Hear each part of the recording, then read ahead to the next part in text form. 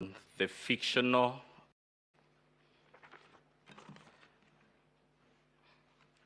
My lady and my lords, my name is Mudomi Viankolu. My senior started addressing you on the fictional aspects of the case before you, and I'll focus on showing you why it is fiction. And in the literature and the arts, they talk of several genres. When we thought about this matter, we thought the fiction before you is of the genre called tragicomedy. That is a combination of comedy and tragedy. In terms of tragedy, we thought of Macbeth, and we thought of Macbeth talking about the demise of Lady Macbeth and the frustrations of life, and saying it is a story full of sound and fury which signifies nothing. I will tell you shortly why this petition before you is a work of fiction, and specifically a story full of sound and fury, what my colleagues have called shock and awe, but which signifies nothing. We thought of the comical bit of this case that we have to engage this eminent court to hear spurious allegations. And the comedy we thought about is called Much Ado About Nothing. And we'll be hoping to persuade you that the case before you is not only full of sound and fury but signifying nothing, but is much ado about nothing.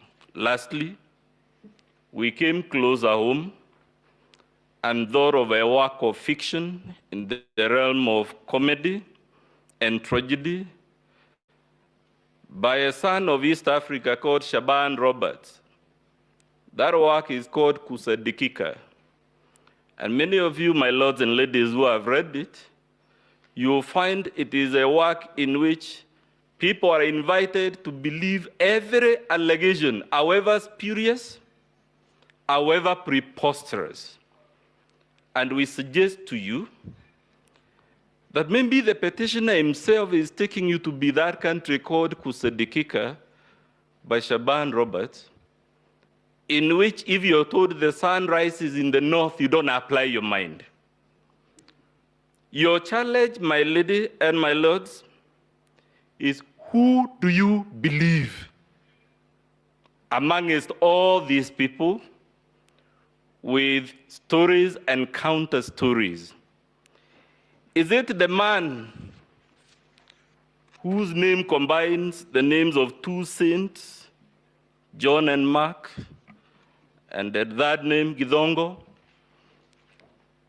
who was head of ethics in this country, but has the audacity to produce before you forged logs? And when he is called out, instead of profusely apologizing, he says you yet another affidavit full of ifs and buts. Is it Arnold Ochieng Oginga, advocate of the High Court of Kenya? A learned man, to be fair, but who produced to you documents that were disowned by all the presiding officers, and documents he hasn't told you where he has found them, and which my classmate, Mr. Mahat, was able to show you, have actually been doctored to fit into the narrative of the fiction? Or, my lord, are you going to believe Githongo when he tells you that the undisclosed man was demonstrating to him a Form 34A for governor, even though we all know the results for governor are not streamed on the public portal? Or, my lord, are we going to believe the four commissioners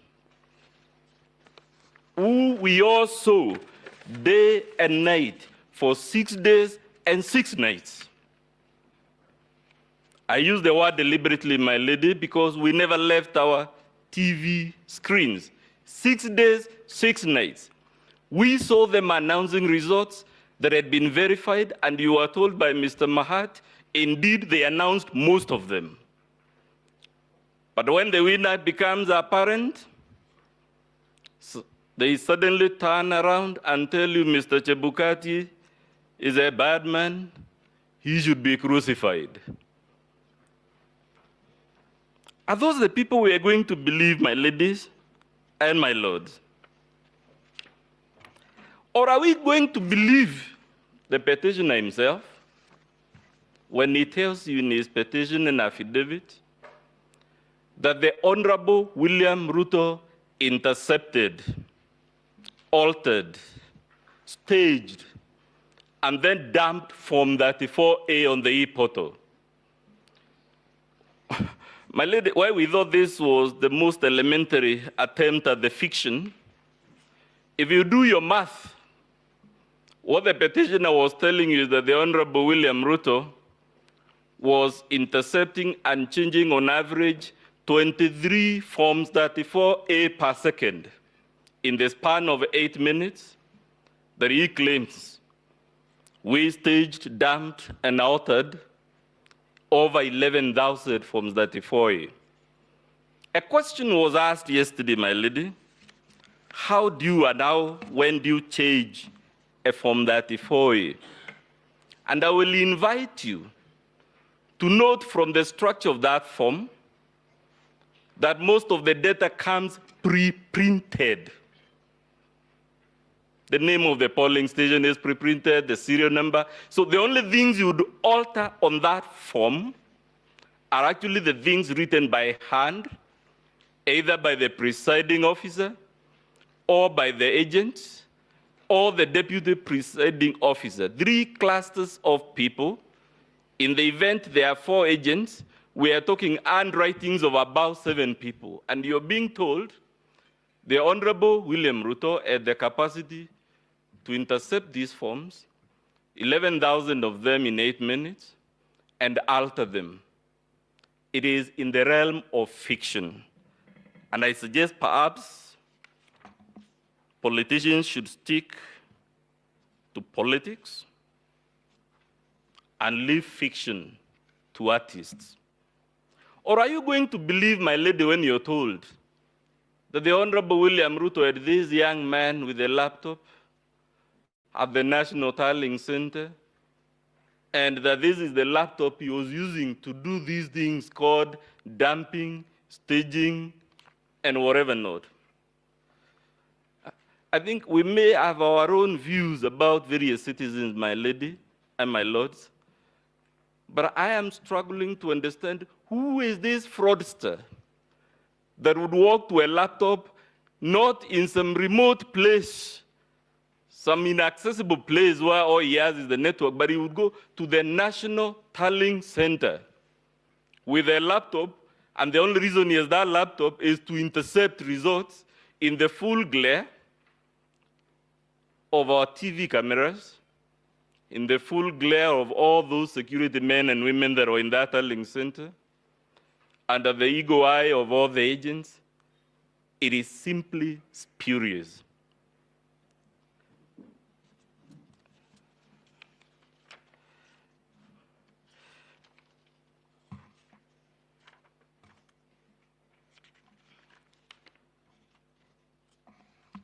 My Lord, you are told all these things, and I'm sorry if this is repetitive.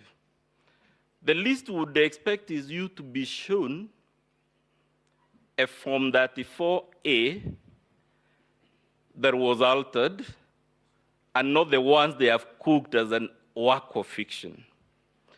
The least we expected is for them to tell you which are the polling stations in which this interception, staging, and dumping occurred.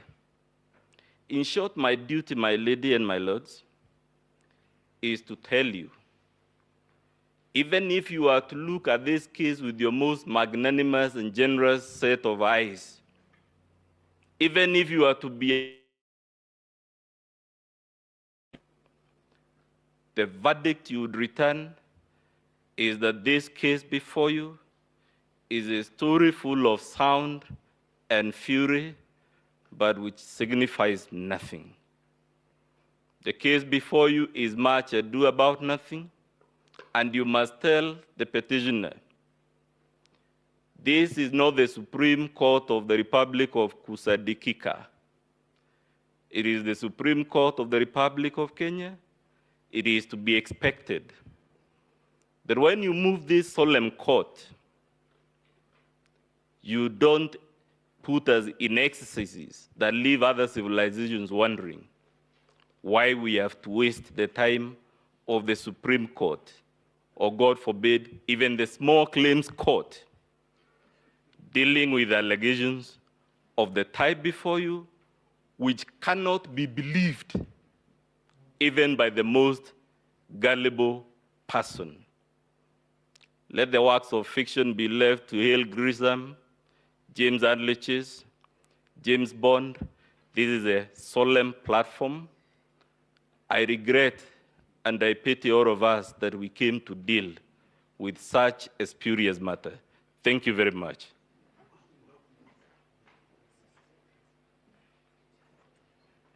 I see the ground now, my lady, to my learned friend, Melissa Ngania.